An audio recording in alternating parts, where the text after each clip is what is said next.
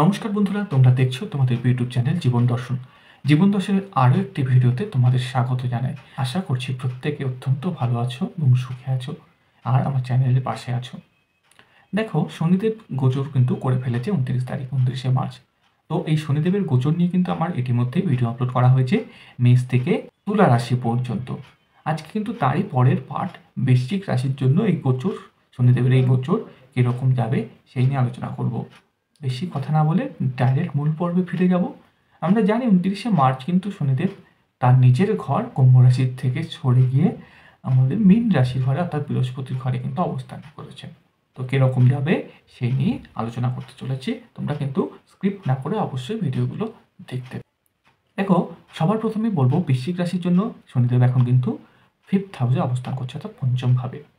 এর আগে কিন্তু শনিদেব 29 তারিখ পর্যন্ত 4th হাউসে ছিল।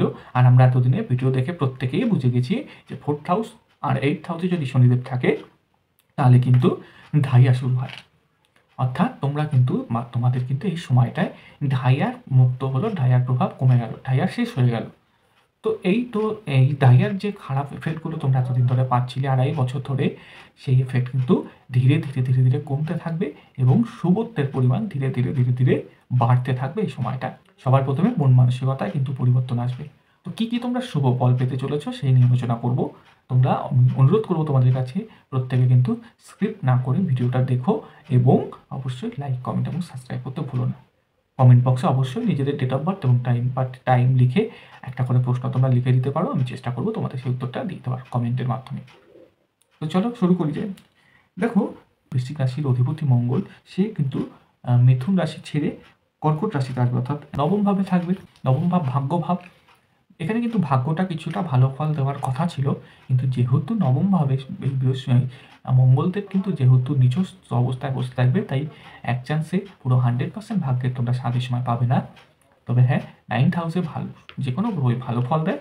যেহেতু নিচস্থ হয়ে বসে আছে, তাই কথাবার্তা বা কোনো ধর্ম কিছু করার ক্ষেত্রেও কিন্তু নিঃস্বার্থভাবে করার চেষ্টা করো। ভগবানের প্রতি শ্রদ্ধা ভক্তি রাখো, হনুমানজির পুজো করো। কিছুটা কিন্তু মঙ্গলের যে নেগেটিভ ইফেক্ট সেগুলো কেটে যাবে, শুভত্ব লাভ বেশি পাবে। মঙ্গল নিয়ে কথা যে বলছি না, তাই সরাসরি শনিতে চলে যাই। শনি কীরকম ফল দেবে সেই নিয়ে আলোচনা করার বিষয় আজকে। 1 2 3 4 5। দেখো, 5th হাউসে শনি বসে আছে। 5th হাউস থেকে আমরা বোঝাই জ্ঞান, আমরা বোঝাই তার দক্ষতা, আমরা বোঝাই তার সন্তান, উচ্চশিক্ষা, লটারি, জনতার পয়সা, এই সমস্ত জিনিস এবং তার যে ধৈর্য বা সফল হওয়ার একটা চেষ্টা, সেগুলো কিন্তু আমরা 5th হাউস থেকে বিচার করি এবং 3rd হাউস থেকে বিচার করি চেষ্টাকে। তো এই সমস্ত জিনিসগুলো কিন্তু 5th হাউসে যখনই শনিদেব বসবে তখন এগুলোকে বাড়ানোর চেষ্টা করবে।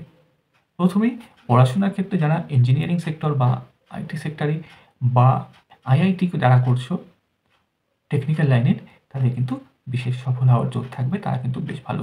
তারা এই সময় দেখা গেল মাধ্যমিক উচ্চ মাধ্যমিক দিয়ে ওই ভালো সরকারি কলেজ খুঁজছিলে, এরকম পলিটেকনিক কলেজ বা ইঞ্জিনিয়ারিং করার ক্ষেত্রে ভালো কলেজ খুঁজছিলে, তারা কিন্তু এই সময়টা কিন্তু হট করে পেয়ে যাবে। খুব ভালোভাবেই তোমরা কিন্তু এই সময়টা এই জিনিসটা বা এই কলেজগুলো কিন্তু পেয়ে যাবে, যেখানে ভবিষ্যৎ তোমাদের ভালো হবে। তো পড়াশোনার ক্ষেত্রে টেকনিক্যাল লাইন, লয়ের ক্ষেত্রে এই জায়গাগুলো কিন্তু বেশ কিছুটা ভালো অবশ্যই তোমাদের দেবে।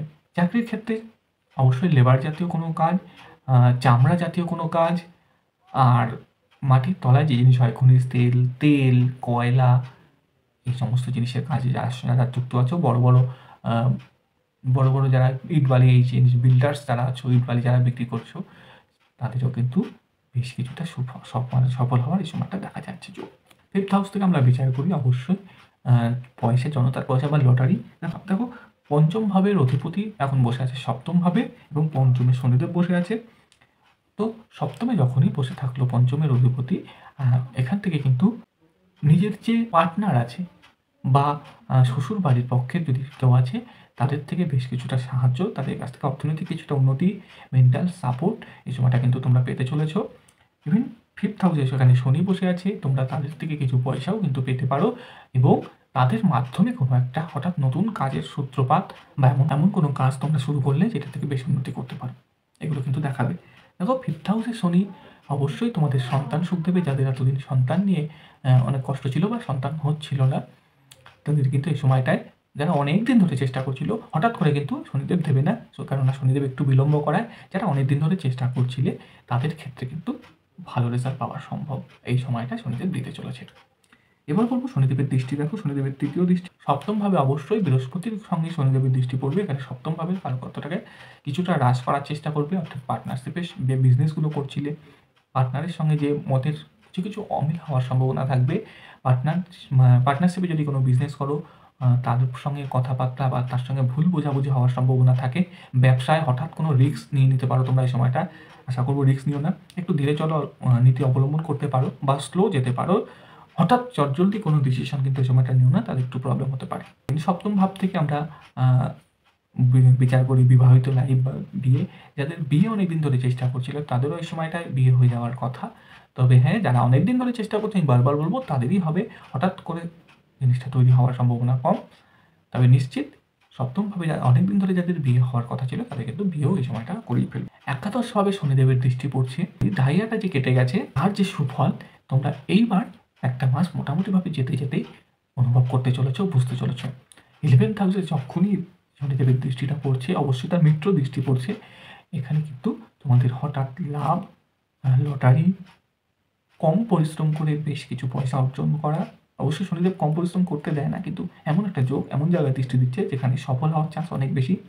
হয়তো যেই কাজটা তোমরা করলে সেই কাজটার যেই মুনাফাটা তোমরা আশা করেছিলে তার থেকে বেশি পরিমাণে পেয়ে যাওয়া, কোনো কাজ তোমরা যেটা শুরু করছিলে, মন থেকে শুরু করছিলে, সেই জিনিসটা লেগে যাওয়া, অনেক ধরনের ইচ্ছে পূরণ হওয়া, এই জিনিসগুলো কিন্তু এবার আসতে চলেছে 11th হাউসে শনিদেবের জন্য।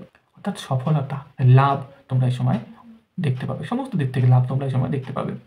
একটু শনিদেবের যদি মন্ত্র জপ করতে পারো এবং শনিদেবকে যদি খুশি রাখতে পারো তাহলে কিন্তু বেশ কিছুটা সুফল লাভ করতে চলেছো তোমরা। মঙ্গলে তোমাদের ভালো ভালো ফল দেবে।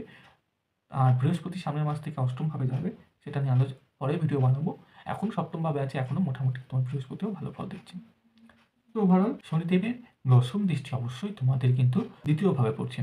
তো দ্বিতীয়ভাবে পড়ার মানে হচ্ছে যারা তোমরা ব্যবসা করছিলে তাদের কিন্তু কিছুটা প্রবলেম হতে পারে। যারা বড় ব্যবসা করছিল ঠিক আছে, কিন্তু যারা ছোটোখাটো কোনো বিজনেস করছিলে তাদের কিন্তু ওই যে কী বলবো, লিকুইড যে মানি, সেই মানিটা কিন্তু প্রতিনিয়ত আসবে যাবে না, হয়তো লেট হতে পারে বা অর্থ কষ্ট হওয়ার সম্ভাবনা কিন্তু এই সময় দেখা যায়। পয়সা তোমাদের অনেকটা কষ্ট করে রোজগার করতে হবে। হ্যাঁ, ফাটকা লাভ তোমরা কিন্তু অবশ্যই করতে পারবে। আমি আগেই বললাম যে কম পরিশ্রম করে তোমরা সেই জায়গাটাকে ইনকাম করবে, কিন্তু যারা তোমরা ডেইলি ঘুরে ঘুরে কাজ করছো বা লেবার শ্রেণী কোনো কাজ করছো, যেটা কষ্ট করে রোজগার করো, তাদের কিন্তু পয়সা আসতে গেলে আরেকটু কষ্ট করতে হবে। কারণ দ্বিতীয়ভাবে শনিদেবের দৃষ্টি পড়ছে।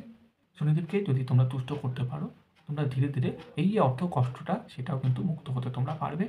অবশ্যই সেই জায়গাটা তোমাদের ভালো হবে। জন্মছকে যদি তোমাদের এই শনিদেব ভালো থাকে তাহলে কিন্তু এই যে আমি অর্থ কষ্টের কথাটাও বললাম, এই জায়গাটাও এত বেশি আসবে না। কিছু কিছু খারাপ আসবে, খারাপ তো নয় আর কি, যেইটা তোমার যখন দরকার সেই টাইমে তুমি সেই টাকাটা পাবে না, তো পরে সেটা পেয়ে যাবে। এইটুকু প্রবলেম হতে পারে।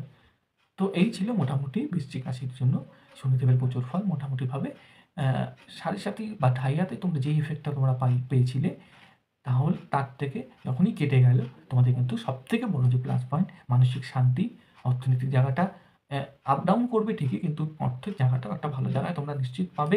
ধীরে ধীরে ধীরে ধীরে সেটা আসতে থাকবে। আর দশা যদি তোমাদের ভালো থাকে তাহলে কিন্তু এই সময়টা মোটামুটি ১০০র মধ্যে আমি ৮০ দিতে পারি, ৮০ নাম্বার দিতে পারি। মোটামুটি খারাপ চলবে না, ভালোই চলবে।